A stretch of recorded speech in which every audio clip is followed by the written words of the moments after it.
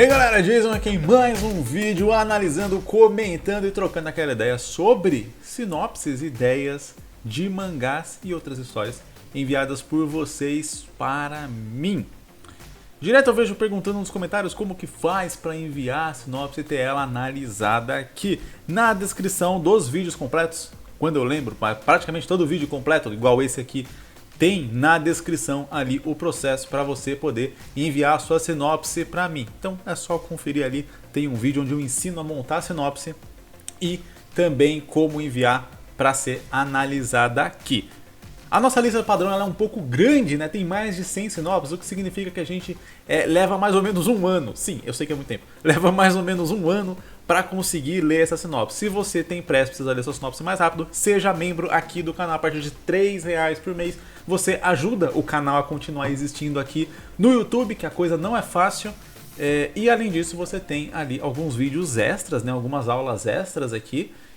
Inclusive tem uma aula mostrando todo o passo a passo de como fazer um mangá e tal, do zero. Bem legal, certeza que você vai gostar. E além disso você tem como ter a sua sinopse analisada aqui com antecedência. A primeira sinopse que a gente lê em cada vídeo é uma sinopse exclusiva enviada por um membro do canal. E as demais sinopses que a gente lê são sinopses da nossa lista padrão. Essa lista aí com 100 sinopses que eu falei. Então, para não enrolar mais você, bora começar aqui com a sinopse de membro de hoje. O autor já deixa claro que essa história é um one shot que ele pretende fazer em 40 páginas num ritmo bem frenético. Para fazer uma história de 40 páginas, começo, meio e fim, tudo apresentado ali, realmente acaba tendo que ser um ritmo um pouco mais frenético. Então vamos ter isso em mente enquanto a gente estiver aqui analisando a sinopse dele. O nome desse one shot é Combustão. Gostei do nome.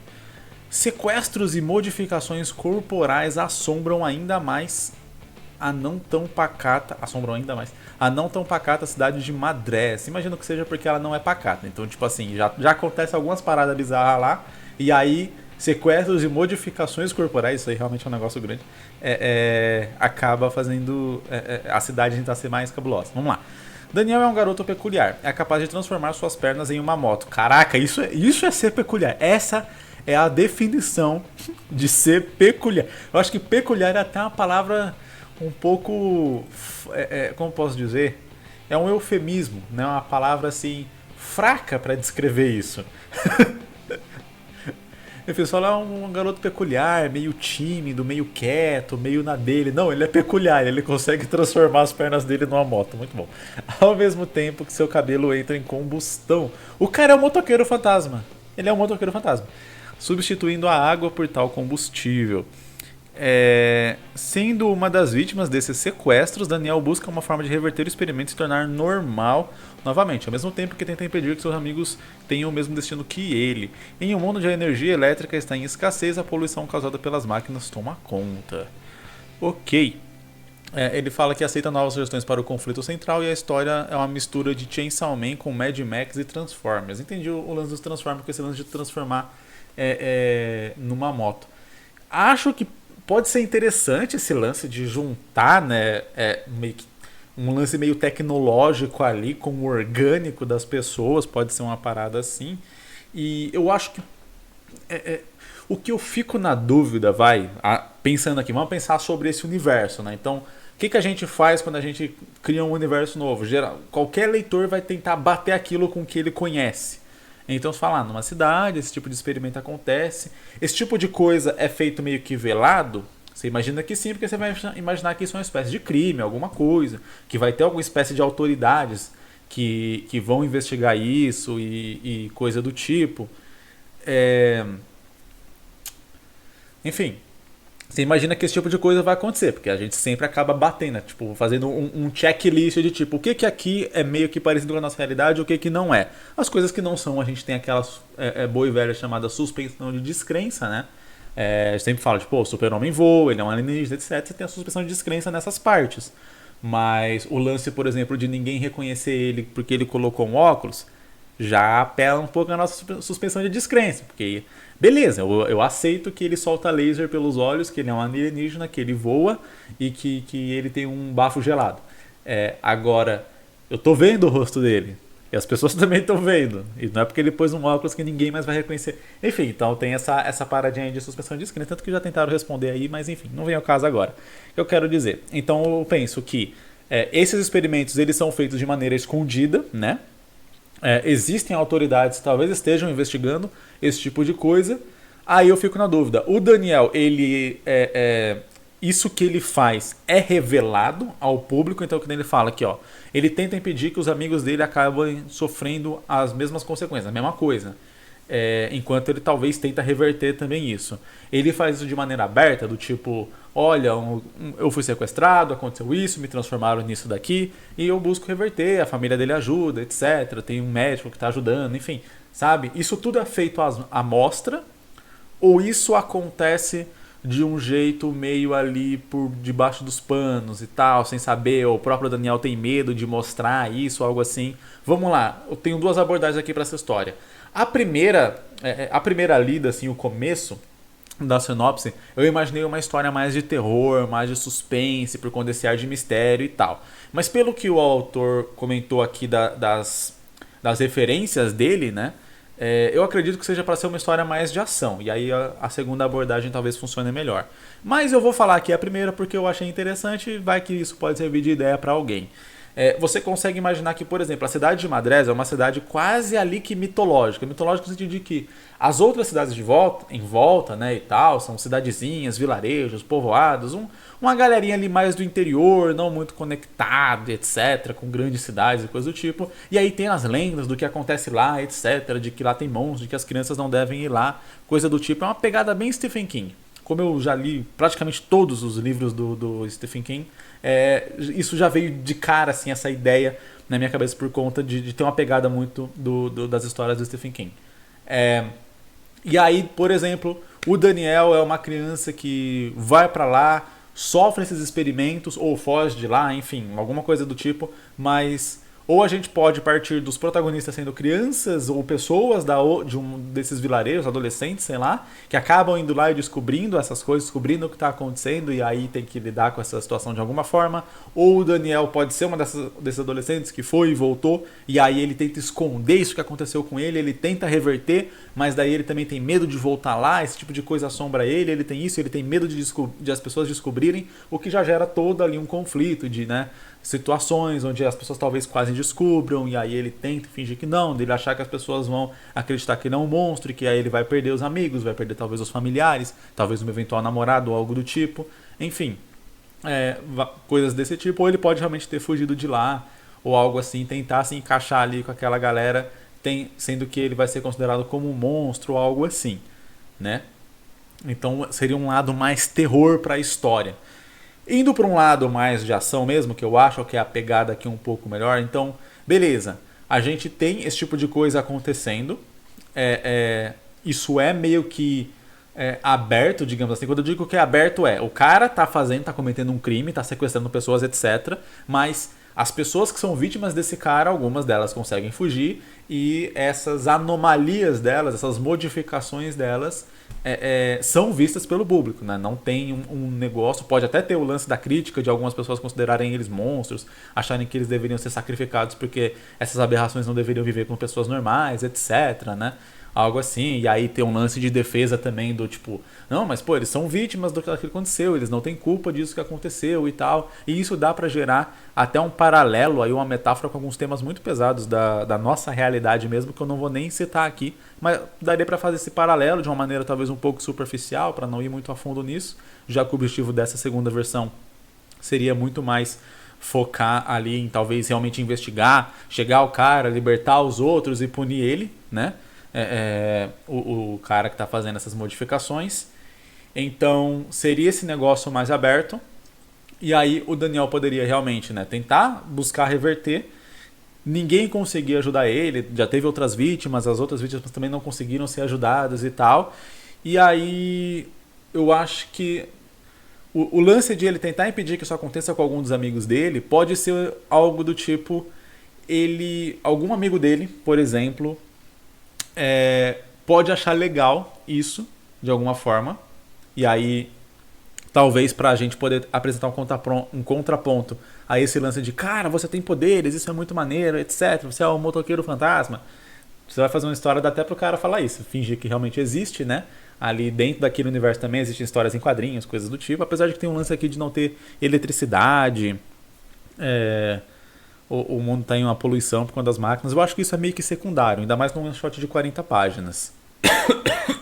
Preciso fazer um adendo que nesse vídeo eu vou beber muito mais água que o normal, porque eu saí de uma gripe na semana passada e minha garganta ainda não se recuperou 100%, então quando eu vou ficar tossindo muito provavelmente ao longo desse vídeo, vou ter que beber muita água.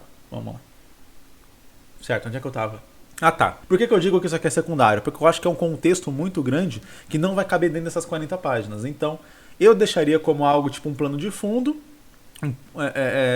só ser citado em alguns momentos, ditar, claro, as atitudes dos personagens na história, etc., a vivência deles na história, isso, mas não focar muito nessa parte, porque senão ia gastar muita página explicando para o leitor o que aconteceu com o mundo, e isso não necessariamente é algo que é central ali para a trama de um cientista modificou meu corpo e veja no que deu. Brincadeira. Um cientista modificou meu corpo e agora eu quero de repente salvar um amigo meu de que aconteça a mesma coisa com ele, e nesse processo eu vou conseguir expor o cientista, libertar outras vítimas e impedir que isso aconteça com mais pessoas, ainda que eu não consiga reverter a minha situação pessoalmente. Então vamos lá, voltando. O amigo dele, ele pode ter alguns amigos, 2, 3, sei lá, um tanto que fique confortável de trabalhar. Como é 40 páginas, não é bom ter muitos amigos, né? Pode ser só mais 2 mesmo. E aí um pode achar super maneiro, o outro pode ser aquele meio termo ali e tal. Mas um pode achar super maneiro isso, até o ponto de ele talvez querer que isso aconteça com ele. Então ele começa talvez tentar provocar situações onde ele pode ser sequestrado, onde possa acontecer algo assim, e o Daniel tenta impedir. Isso pode gerar em algum momento alguma espécie de conflito entre eles, o amigo dele ser realmente, né, ser levado pelo cientista, o Daniel vê isso e aí com o outro amigo tentar ali vamos dizer assim, seguir aquilo e tal, e aí a gente vai ter toda a situação onde ele vai expor o cientista, enfim, o Zé Ruela, né? O doutor do mal aí que tá fazendo as modificações na galera, e aí vai expor vai enfrentar esse cara, talvez vai enfrentar alguma coisa ali que ele tenha, que esteja usando, o outro amigo dele é um humano mais normal, e aí por isso que é legal colocar talvez esse outro amigo, né, que não é o que foi sequestrado, mas para estar ali, para de repente ele ser o responsável por libertar os outros, as situações para ele vão ser mais perigosas porque ele é um humano normal, né, não tem tipo um poder, uma habilidade, alguma coisa assim vinda da modificação. Eu tinha comentado e eu acabei pulando sobre o lance de criar um contraponto para não ser só muito legal o cara virar meio moto e a cabeça pegar fogo. Ele pode sentir dor, por exemplo, nesse processo, ou algo assim, sabe? O lance do cabelo dele pegar fogo, é o cabelo que pega fogo? Não. Ao mesmo tempo, seu cabelo entra em combustão. Ele pode realmente, tipo, ficar com algumas queimaduras na cabeça ou alguma coisa assim, sabe? Não sei. Enfim. Algo que dê ali um contraponto para o motivo do qual ele tem a sociedade chamando ele de monstro, e aí obviamente ele não quer ser um monstro, mas também ter outras coisas que façam tipo, pô, isso não é tão legal, e aí criar esse contraponto com um amigo que acha muito maneiro, porque pô, você é um super-herói na vida real, eu quero ser também, qual a modificação que ele ia fazer em mim, pô, não sei, sabe, um carinha mais bobo assim, que não tem muita noção daquilo, e aí isso pode novamente, como eu disse, gerar um conflito entre eles, e o Daniel e o outro amigo serem, vamos dizer assim, ser responsáveis por ir lá. Por que eu digo isso? Porque aqui dá a entender que ele quer isso, mas dá a entender que é tipo assim, eu quero impedir, eles estão seguros, mas eu quero impedir, tipo assim, eu tive minha casa roubada, agora eu quero impedir que meus pais tenham a casa roubada também. Só que fica muito amplo do tipo, você vai ficar como? Você vai ficar de guarda lá na frente toda noite e tal? Você não tá jogando uma situação de risco necessário que obrigue o personagem a agir numa situação. Aqui já seria realmente, ele de fato foi sequestrado, ele de fato se meteu ali em uma situação onde ele foi levado, e aí o Daniel já tinha que estar atento a isso para que possa ver, para que, vamos supor, se o Daniel não entregou o cara que fez o experimento nele e outras vítimas não entregaram, é porque, sei lá, o cara vem da pessoa, ele apaga a pessoa não sabe de onde que ela veio, né? E quando ela foge, ela sai num lugar que ela também não sabe dizer exatamente onde que era. Então a saída pode ser um negócio tipo no esgoto, e aí, pô, o pessoal só saiu no esgoto, foi passando por vários lugares, conseguiu achar lá uma boca de lobo, saiu por lá ou algo do tipo, né? Ou uma saída de esgoto mesmo, tipo, não sabe. Pô, eu sei que eu saí do esgoto, mas não sei como voltar. E aí a polícia pode ter ido, tentado várias vezes, não conseguiu achar nada, enfim. cada pessoa pode ter saído por um lugar diferente, o que deixa as pistas todas ali muito esparsas da localização, e por isso a polícia, ou né, a galera da segurança ali não conseguiu achar o covil desse maníaco. Aí beleza.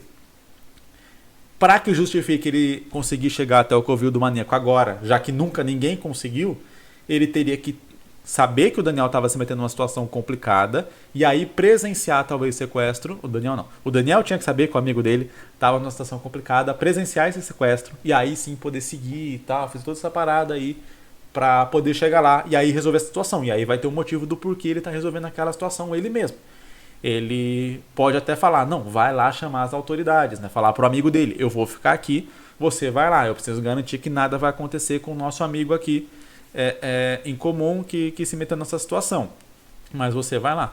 E aí, nesse meio do caminho, pode acontecer um outro problema com outro personagem, aí ele acaba achando outras vítimas, libertar essas vítimas, etc.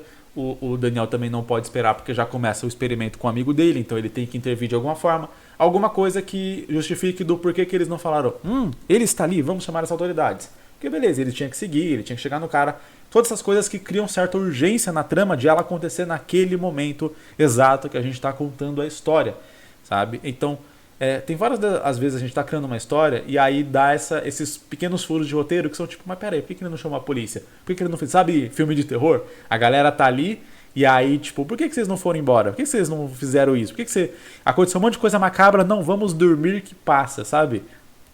Não vai embora, pega o carro, vai embora. E aí vários roteiros às vezes criam uma situação furada. O carro não pegou. Tipo, o carro tá funcionando até agora, mas agora ele não pegou. Porque sim, porque o roteiro quis. Então você tem que, como autor, criar várias dessas situações que impeçam certas outras atitudes do personagem ter tomado. Por exemplo, nesse caso aqui, e chamar as autoridades para ir prender o maluco lá.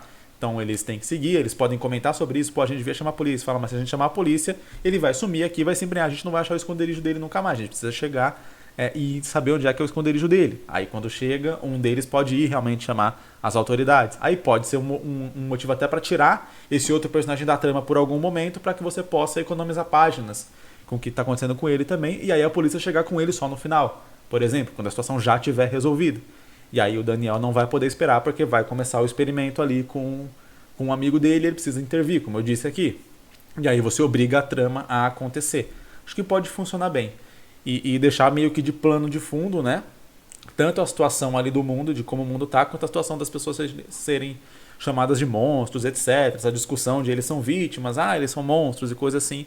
Deixar ali mais no fundo, já que é uma história mais curta ali. Nossa próxima sinopse é da lista padrão e são sinopses aqui do final de maio. Então a gente está com um ano, basicamente, pareado ali, né, da data de envio das sinopses para mim, né, de recebimento da sinopse, para a data que eu tô lendo. O nome dessa história aqui é Destino Negro e o autor já deixa ali na frente, né, o subtítulo traduzido Dark Fate. Eu sei que Destino Negro é a tradução literal, né, ao pé da letra de Dark Fate, mas eu particularmente acredito que Destino Negro não traduz o sentido de Dark Fate. Eu acho que Destino Sombrio talvez traduziria melhor o sentido, apesar de não ser a tradução ao pé da letra, como eu disse, mas eu acho que o sentido fica mais claro nesse lance de um destino obscuro, talvez, sabe? Eu acho que funcionaria um pouco melhor. Vamos lá. Wendell, eu não vou saber ler esse nome. Wendell Roth, parece um latido. Enfim, é um investigador que trabalha no DIE, Departamento de Investigação Especial, onde lida com casos extraordinários que a polícia comum não está apta. Eu tenho a impressão que eu já li essa sinopse. Apta a solucionar e nem lidar com isso. Porém, só aceitou esse emprego para poder ter mais liberdade e encontrar possíveis pistas do paradeiro de sua irmã que foi sequestrada após o assassinato de seus pais. Mesmo após 8 anos, ele ainda tem esperanças de encontrá-la viva e lidar com os traumas daquele fatídico dia. Os mistérios sobre seu passado estão mais próximos do que espera. Nessa jornada ele conhece por acaso Vanica, uma cantora excêntrica e nada convencional em uma turnê pela capital e um caçador de recompensas chamado Saisei, apelidado de O Imortal. Sem nada em comum, porém, com o destino agora ligado, eles embarcam numa jornada para construir seu próprio destino e descobrir como irão fazer isso. Destino é como ganhar na loteria um prêmio surpresa. Tá, Não entendi esse final. Eu tenho a impressão que eu já li uma sinopse muito parecida com essa, mas eu não sei se era essa. Como eu não tenho certeza, então vamos fazer a análise mesmo assim. Porque o começo me pareceu muito parecido. Eu ia falar, não, já li essa sinopse, eu ia pular. Mas daí chegou no final ali, aí eu já não lembro de nada desse tipo. Então eu não sei dizer. Pode ser que a pessoa me mandou essa sinopse, depois se tornou membro, modificou e enviou como membro? Pode ser. De qualquer modo, eu vou ler porque eu não tenho certeza. E aí, se eu não quero pular a sinopse de alguém, caso eu não tenha lido, só por ela ser parecida com alguma outra que eu já li. Certo. Depois que você lê mais de... foram 100 vídeos. No começo eu li umas 2 sinopses por vídeo, depois eu passei a ler 4. Então a gente tem uma média ali de 3. 100 vídeos, eu já li mais de 300 sinopses aqui, então provavelmente. Umas 200 e pouco, vai, para dar um chute bem certeiro, 200 e pouca. Difícil lembrar de cada uma, né? Enfim, vamos lá. Então a gente tem um investigador, ele trabalha num lugar porque ele conseguiria ter acesso a pistas para poder achar o paradeiro da sua irmã. O que me chamou a atenção aqui é que a presença dessa Vânica e desse Saisei parece muito gratuita, entre aspas, na sinopse. Não tem nada aqui que diga o que esses personagens interferem na trama. Qual que é a trama estabelecida aqui pra mim? Wendell vai achar a pista sobre o paradeiro da sua irmã. Então vai começar a investigar para achar o paradeiro dela. Então a gente consegue, a partir dessa apresentação, traçar aqui meio que uns acontecimentos para a história.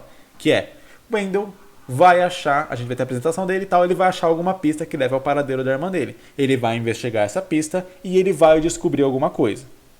Isso é o padrão, isso é o que vai acontecer na história. Se ele achar alguma coisa, vai ser ele achar a irmã dele ou vai ser ele descobrir que ela morreu, aí tem a ver com os desdobramentos da história, com a vontade do autor, etc.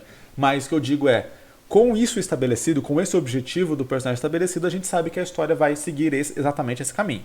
Achar a pista, investigar, chegar a uma conclusão, chegar a alguma resposta. Ainda que ele talvez não chegue a uma resposta, é preciso saber como é que isso seria feito para tomar cuidado para não ficar parecendo que a história foi gratuita.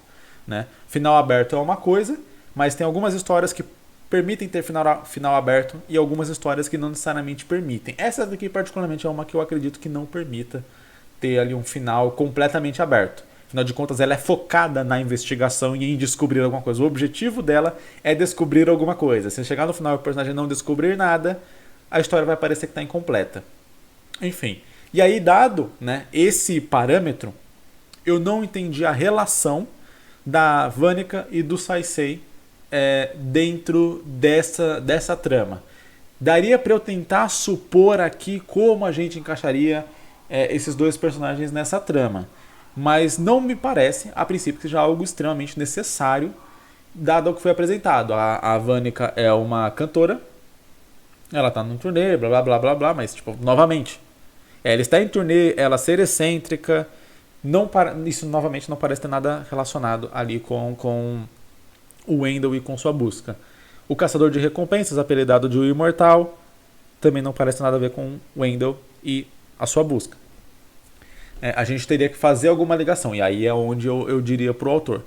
Se fala que eles vão ter o destino ligado, se eles vão ter o destino ligado, então alguma situação vai acontecer que vai conectar esses personagens de alguma forma.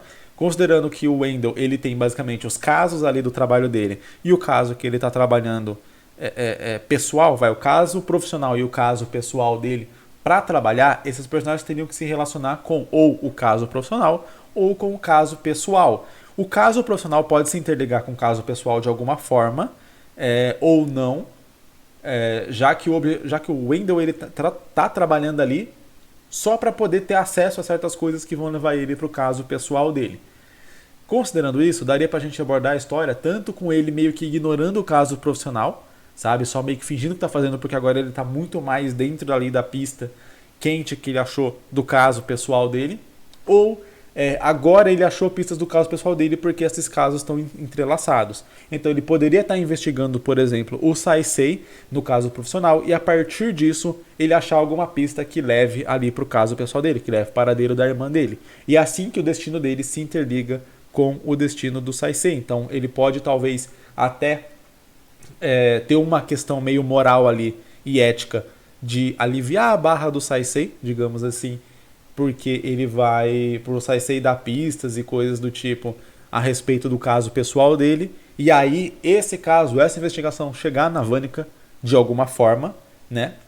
E aí vai depender do papel que a Vanica vai ter nessa história. Vamos supor que os pais deles foram assassinados, a menina foi levada, aí tem eu não sei qual que é o nível de história que vai ter aqui,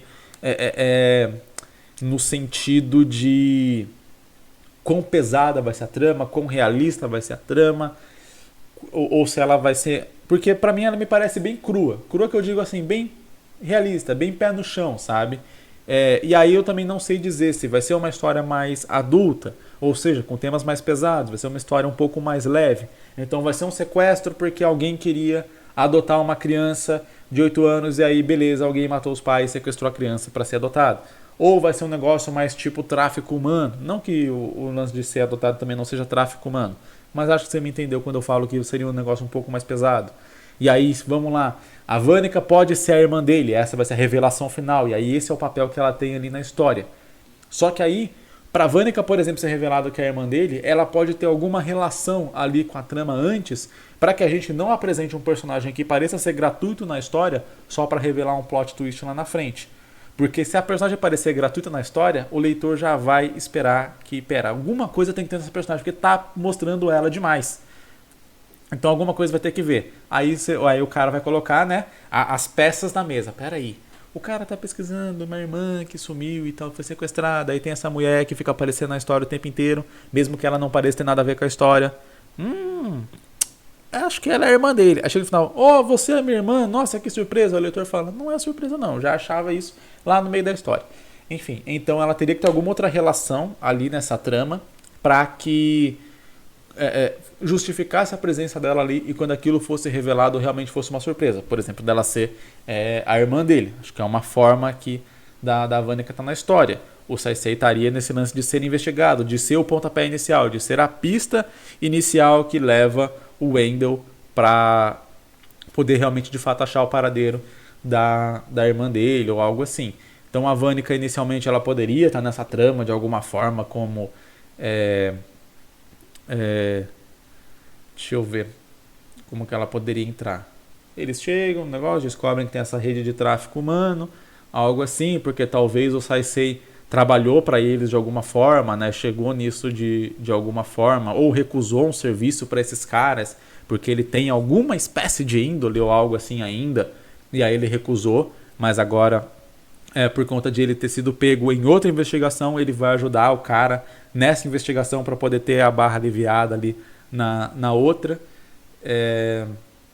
E aí, essa investigação leva a uma rede de tráfico humano. Eles descobrem que a cantora que está ali está envolvida com isso porque um dos investigados que ele chega nos nomes que ele chega pode ser relacionado a alguém da família dela. Aí, investigando mais a fundo, descobrem que ela pode ser vítima desse tráfico.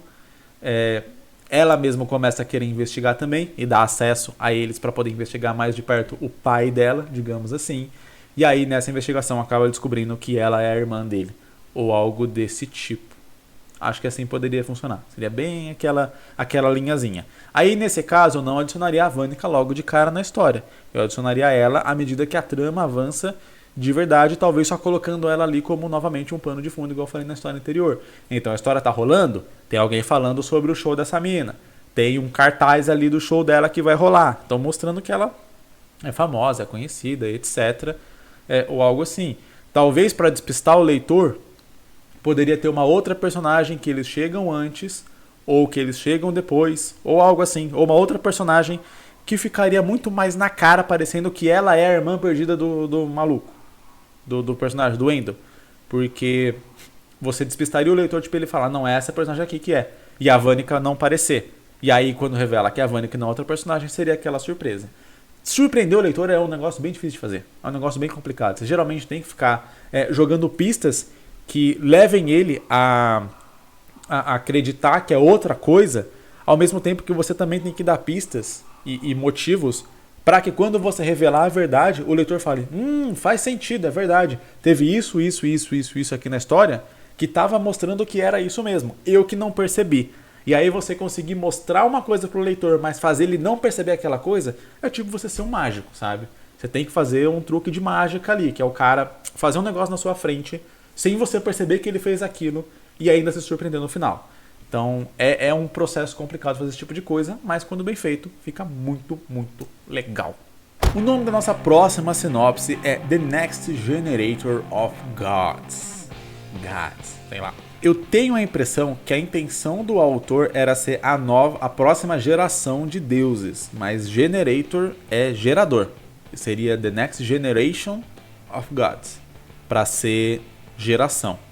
Tem essa impressão, mas eu tenho que dizer que eu achei, traduzindo para o BR, o próximo gerador de deuses um título bem legal, bem curioso. Talvez não tenha nada a ver com a história aqui, mas eu consigo imaginar alguma história muito legal com esse lance de o próximo gerador de deuses, ou o novo gerador de deuses, ou algo assim. Consigo imaginar aqui, viajar em várias ideias a partir daí. Mas particularmente, a próxima geração de deuses eu acho que fica muito legal, como um título em português também. Acho que funciona legal. Em um mundo onde tudo e todos os elementos da vida são controlados pelos deuses, Shigo quer se tornar o deus mais forte da próxima geração. Eu sempre pergunto por quê. Mas naturalmente os outros filhos dos deuses querem a mesma coisa. Será que Shigo sobressairá entre eles e se tornará novo deus dos deuses? Ok. Então Shigo, pelo que eu posso entender daqui, ele é um filho de um deus também. E aí os outros deuses, todos os deuses querem ser o deus dos deuses, né? Ser o deus ali, o principalzão na próxima geração. É a próxima geração mesmo, ó. Então realmente tá com o inglês errado. Generator é gerador. Enfim. Vamos lá. Então a gente precisa, ainda que... Eu perguntei, né? Por que o Shigo quer se tornar o deus mais forte da próxima geração? E aí, assim, qualquer pessoa poderia responder de maneira superficial, porque todos os filhos dos deuses querem isso. É o status mais alto entre os deuses, então todos querem isso e o Shigo também quer. Só que aí entra um ponto muito legal e importante quando a gente está fazendo uma história, que a gente precisa comprar a motivação do personagem, a gente precisa entender a motivação dele. E se ela for uma motivação genérica, porque a motivação de todo mundo nesse sentido é genérica, tipo, olha, eu quero ser rico. Por quê? Ora, todo mundo quer ser rico, todo mundo quer ter mais dinheiro. Legal, faz sentido. Mas quando a gente está acompanhando uma história, quando a gente está falando principalmente do protagonista, ou seja, o personagem que a gente vai acompanhar para essa história, para que a gente torça para esse personagem, fazer sentido não é suficiente. Então, nesse caso aqui, a pergunta ela continua válida. Por que o Shigo quer ser o deus mais forte? Por que o Shigo quer ser o deus dos deuses? Basicamente, quando eu pergunto isso, por que o Chico... Enfim... Por que o Shigo quer ser o deus mais forte? Eu estou perguntando por que eu, leitor, devo me importar que o Shigo seja o deus mais forte e não os outros filhos de Deus, sabe? Por que é importante pro Shigo, especificamente, se tornar o deus mais forte? E essa pergunta ela tem que estar muito clara pro leitor entender, para que ele possa torcer pelo Shigo, sabe? Enfim, então por que eu quero que o Corinthians seja o campeão mundial e não qualquer time? Pô, porque você torce pro Corinthians, porque o seu pai torcia pro Corinthians, porque você, seu pai te levava pro estádio para ver o Corinthians e você, sei lá, seu pai morreu e você tem lembranças daquilo, você cresceu com isso, isso é algo muito importante para você. Então não é só uma questão de, por que eu quero que meu time seja o campeão mundial? Porque qualquer pessoa quer que o time dela seja campeão mundial, então faz sentido. Não, ter uma relação mais profunda ali com você para que você consiga entender de fato aquilo. Então vamos lá, o Shigo pode, de repente, algum parente dele, algum deus antigo dele foi o deus dos deuses, e aí aconteceu alguma merda muito grande e nenhum dos outros antecessores dele conseguiu ser o deus dos deuses. Então existe esse lance de que tipo, talvez, o antecessor do Shigo foi o melhor deus dos deuses que teve, mas daí o nome da família, digamos assim, do clã dele ou algo do tipo, foi jogado às moscas porque nenhum mais conseguiu ser. Então ele gostaria de tentar aquilo para poder ressaltar novamente o nome da família. Beleza, ainda talvez seja um objetivo que o leitor não consiga se identificar logo de cara. Então talvez a gente possa colocar que exista uma pressão muito grande dos pais, porque o pai tentou, ou a mãe tentou e algo assim, e ao ponto de que ele viu talvez a família dele até como eu posso dizer aqui,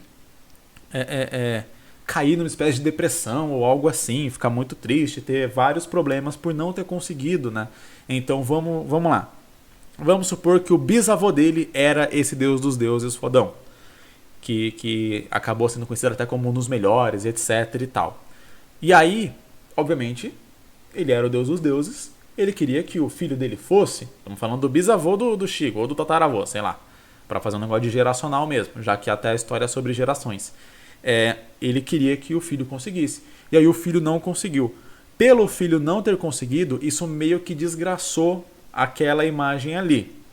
E aí ele pode até ter abandonado o filho, e o filho cresceu amargurado por não ter conseguido, e por ter sido, não tão por não ter conseguido, mas por ter sido abandonado pelo pai, só que ele acreditou que era por não ter conseguido. E a partir daí ficou uma pressão muito grande na cabeça dele, nesse lance de tem que se tornar o deus dos deuses. E aí ele fez o filho dele treinar muito para conseguir se tornar o deus dos deuses, e o filho dele não conseguiu, e aí também meio que foi deserdado, digamos assim, abandonado. E aí o filho também cresceu, aí já pai do Shigo, cresceu com essa mesma questão, tipo, caramba, o meu pai queria muito que eu conseguisse, eu não consegui e tal. E aí ele acaba criando, aí sim, o Shigo com essa mesma coisa, sabe? E aí o Shigo sente essa pressão de gerações da família dele que se corroeram, perderam suas relações de pai e filho, de amor, etc., carinho, para ser só um lance de competição e tal, por exemplo. E aí ele cresce também com essa mesma coisa, mas talvez não seja o desejo real do Shigo, seja só aquele lance de uma pressão familiar muito grande. Ao longo da história, a gente vai acompanhando o Shigo e outros mini-deuses, vou chamar de mini-deuses, fica muito legal. Inclusive, é um nome ótimo para a história, se ela fosse mais voltada para a comédia, os mini-deuses. A gente vai acompanhando o Shigo e esses outros mini-deuses, todos eles querendo ser, alguns com motivações mais superficiais, alguns com motivações um pouco mais nobres, alguns seguindo mais ou menos essa mesma questão, porque algum deles tem que ser o filho do deus dos deuses, então ele está seguindo esse mesmo lance de não, eu tenho que conseguir, porque meu pai etc, ele quer que eu seja, não sei o que. E aí o Shigo vai percebendo, talvez até vendo isso tá acontecendo com outro, que, talvez não seja tão importante assim ser o deus dos deuses só por ser, né? Talvez, né, eu quero, não quero, vamos lá, eu quero orgulhar minha família, eu quero orgulhar meu pai, só que isso é tipo uma coisa que vai se perpetuando, é um negócio ruim que vai se perpetuando e tipo, até quando, sabe? Alguém tem que quebrar isso. Então, vamos supor que o Shigo poderia perceber esse tipo de coisa só no final. Então ele fazer amizade com os outros mini-deuses, alguns pelo menos, outros têm rivalidade, etc. Aquela dinâmica padrão. Ao ponto de que sim, ele consegue vencer. E ele vai se tornar o deus dos deuses. E aí quando ele chega lá, ele percebe tudo isso que aconteceu. E aí ele pode abrir mão disso e de repente escolher ali aquela pessoa, aquele deus que ele acha que vai ser o melhor deus dos deuses, e não só quem venceu ali um torneio de força ou alguma coisa assim, mas alguém que realmente vai conseguir ajudar ali o povo, etc. E aí ele pode chegar tipo, nessa conclusão de que tipo, a gente tá tão preocupado em tretar entre a gente, com os nossos egos, etc., que no final a gente não tá dando o valor necessário, não tá se empenhando necessariamente para aqueles que são governados pela gente, para aqueles que estão ali abaixo, para um mundo que é regido por nós deuses, enquanto a gente está só na nossa briguinha de ego. Vamos traçar um paralelo aqui com o ambiente de uma empresa, por exemplo. No ambiente de uma empresa, você tem ali os funcionários, né, geralmente da camada mais baixa e tal, né? Aí você tem, sei lá, líderes, aí os líderes ou supervisores, e aí você tem gerente você tem o CEO, os CEOs tem o presidente, por exemplo. Geralmente o que acontece em várias empresas, isso costuma dar muito errado, né? A empresa pode até se perpetuar por muito tempo, mas fica um ambiente muito desgraçado na empresa, você tem os supervisores brigando entre si para ver quem que vai puxar mais o saco do gerente para poder virar gerente. E no final das contas, nenhum dos supervisores está ligando para as necessidades reais dos funcionários, que é o que eles deveriam ligar. Era para quem eles deveriam estar olhando. O trabalho deles seria esse, né?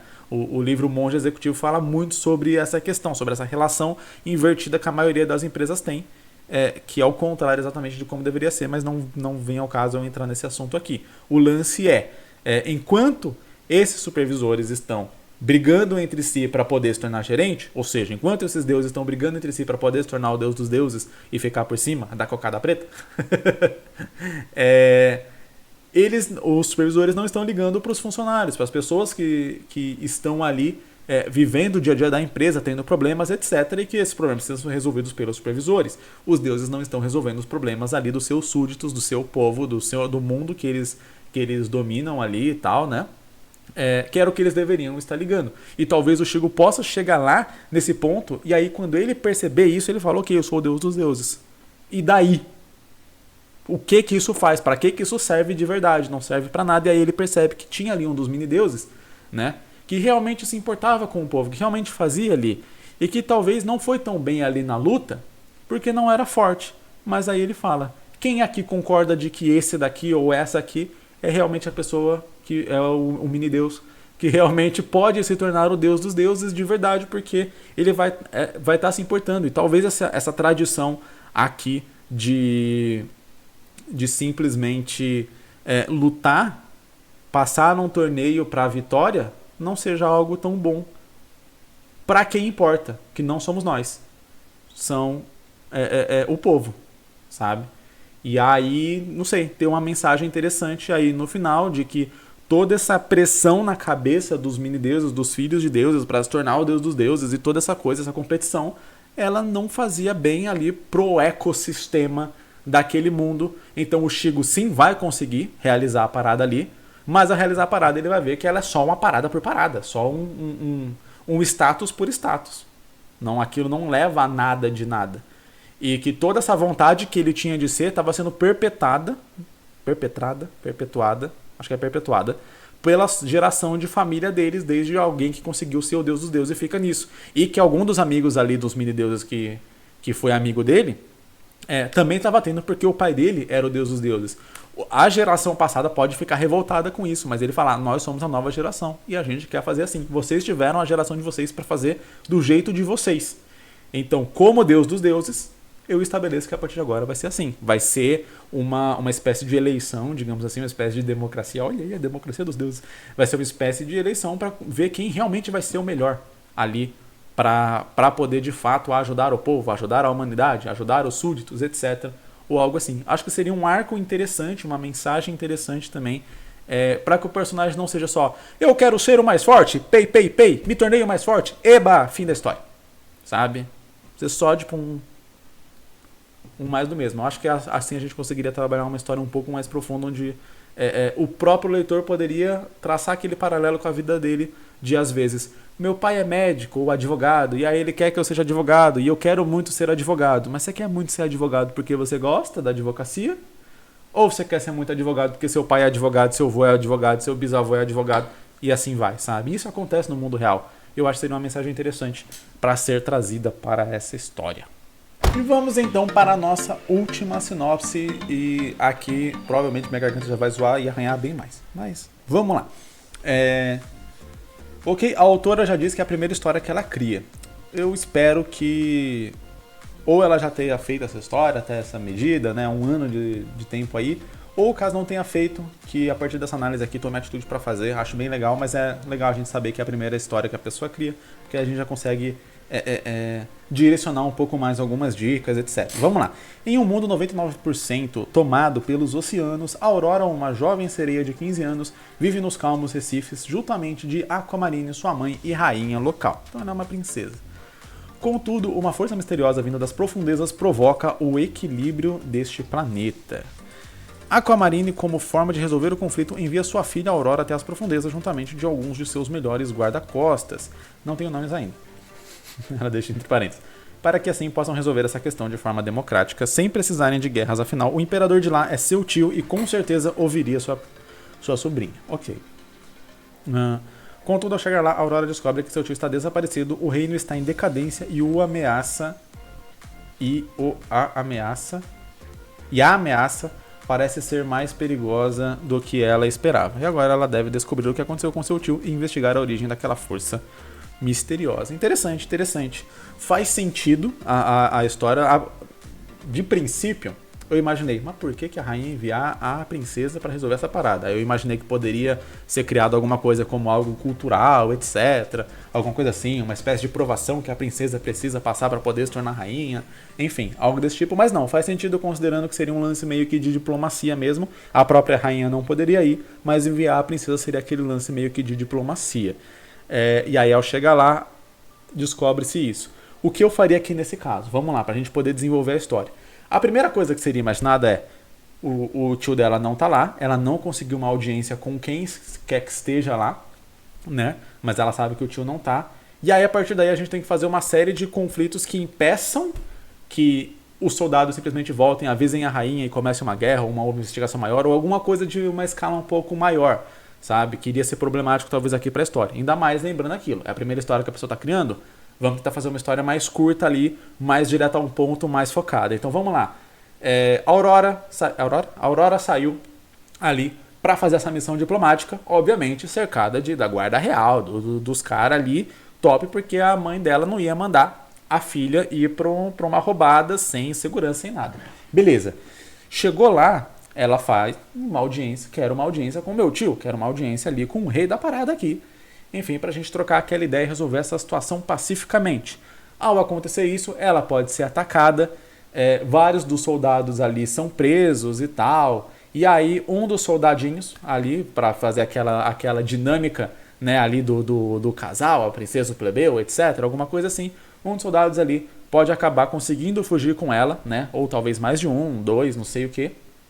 Um pode ser gravemente ferido e o outro fica vivo. Até se quiser fazer uma dinâmica desse lance de princesa e plebeu que fique legal, um desses soldados ele pode gostar do lance de soldado, mas achar todo esse lance de esse povo aí, a realeza, tudo fresco, tudo zoado. Você é um carinha meio revoltadinho, apesar de gostar de ser soldado, mas o outro não, o outro é aquele soldado paladino, sabe?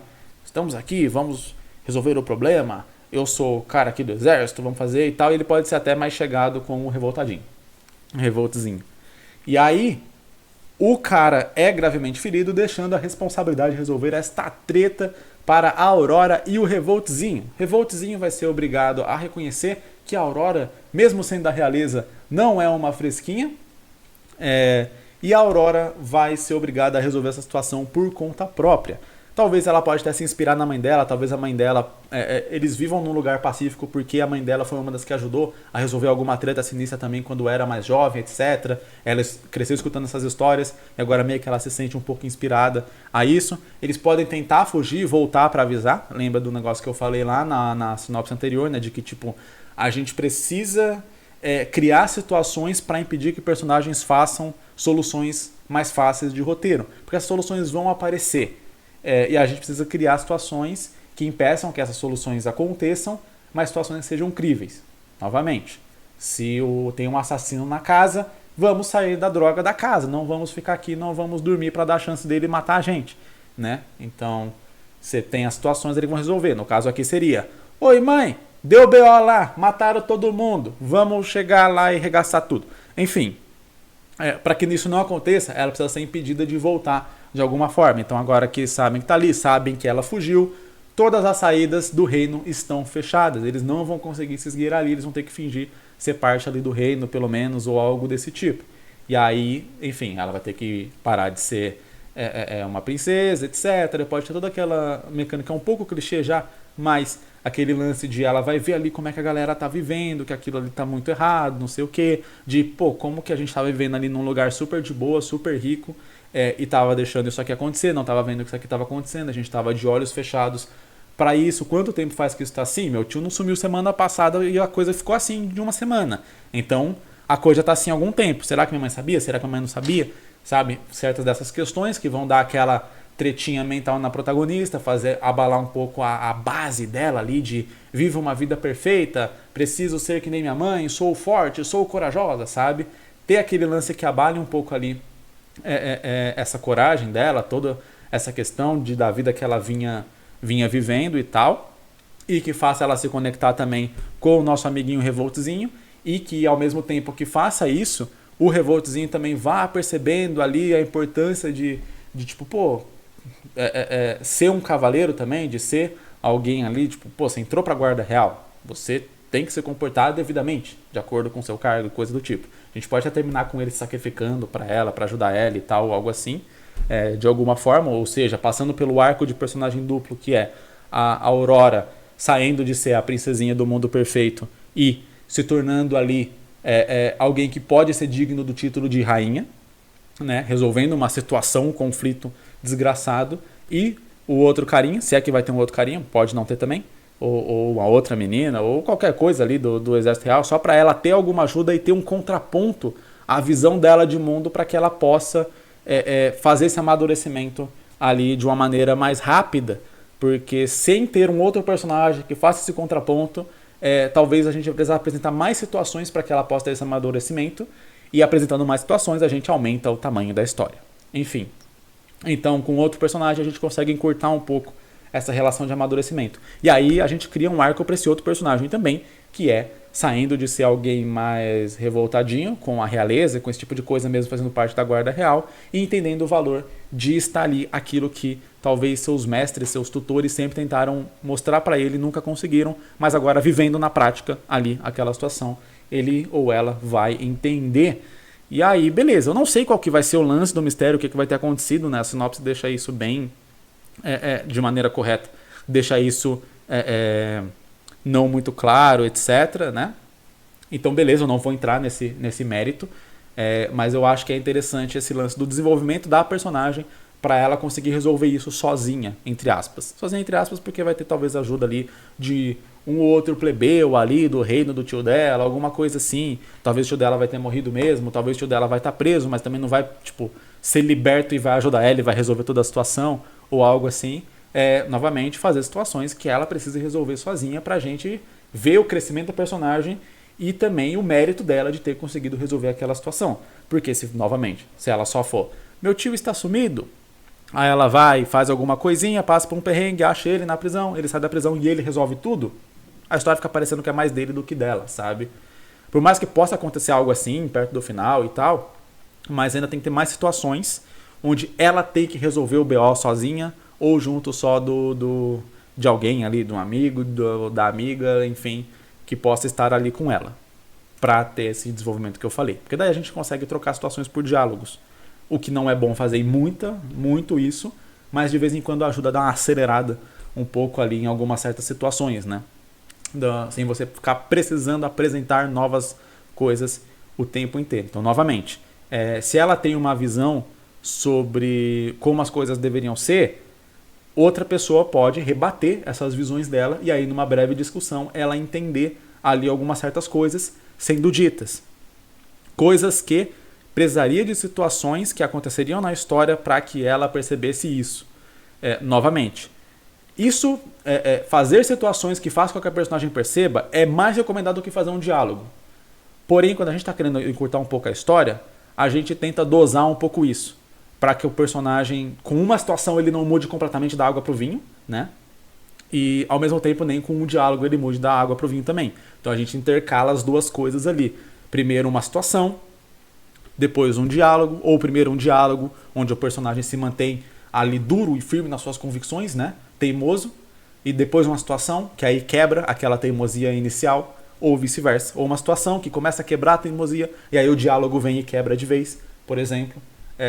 Eu acho que são duas formas que funcionam ali pra gente poder trabalhar esse arco de personagem, esse crescimento de personagem, que seria realmente o que fecharia ali a história, né?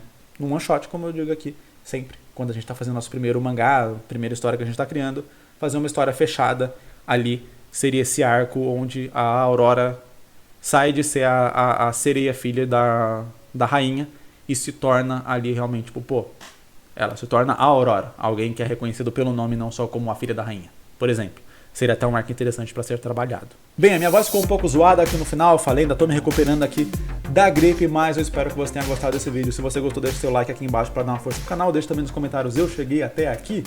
para que o YouTube entenda que esse vídeo gera engajamento e recomendar ele para mais pessoas, talvez para os próprios inscritos do canal. A gente tem muito inscrito que não assiste os vídeos aqui, provavelmente porque o YouTube não envia. Afinal de contas, a pessoa se inscrever porque ela tem um pingo de interesse, né, no canal. Enfim, mas o YouTube é um caso complicado, não vou ficar aqui reclamando dele mais do que eu já reclamo normalmente. Eu vejo você em um próximo vídeo, toda segunda tem vídeo de sinopse aqui no canal. Falou!